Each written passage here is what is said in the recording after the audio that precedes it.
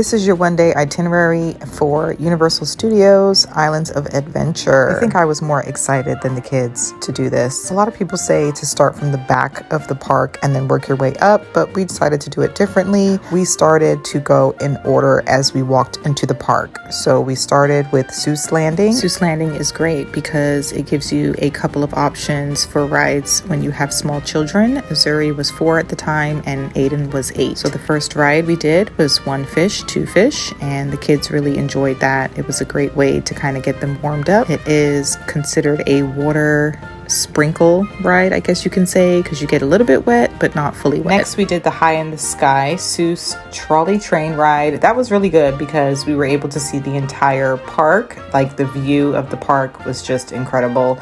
It was just a nice chill ride. The kids enjoyed it. From there, we got on the Caro-Seuss-El, which is the carousel, and that was fun as well. Zuri was a little bit scared. I don't know why, because it was a carousel.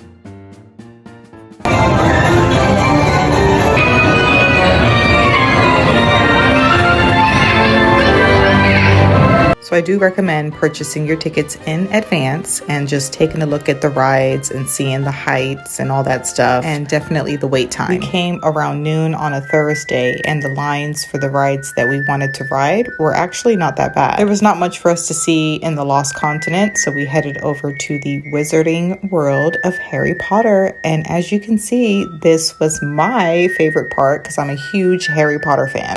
When you enter, please respect the spell limits, okay? It was so fun to look at the castle and just everything there in Hogsmeade. When you're there, make sure you pick up a butter beer because it was delicious. The first ride we got on was the Flight of the Hippogriff, and Zuri just barely made the height minimum, which was 36 inches. It was a very shaky kind of roller coaster, but the kids actually enjoyed it. They were a little bit scared, and honestly, this was their very first roller coaster, but all in all, they did have fun. If you do want to do one of the roller coasters there, I highly recommend doing the Dragon Challenge, which is a very fun roller coaster to explore. We stopped by and picked up a wand so that they can practice their magic spells, and that was really fun. We went to some of the shops.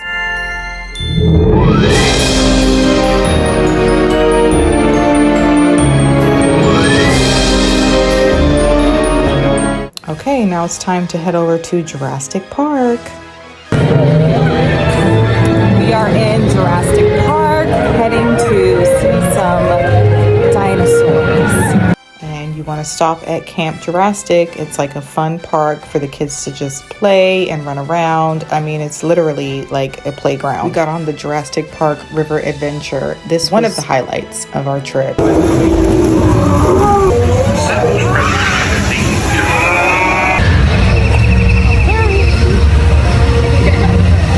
The kids really had fun on this roller coaster, and we did get wet a little bit, and we just had so much fun.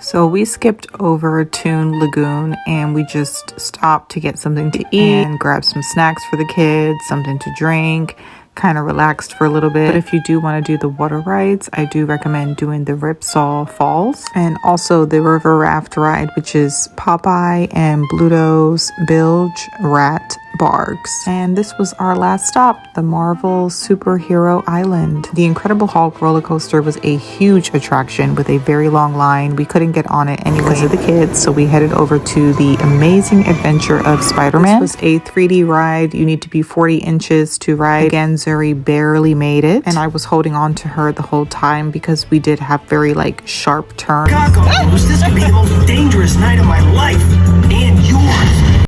But I think this was our favorite. We had so much fun on this ride. And that's Universal Studios Islands of Adventure in one day.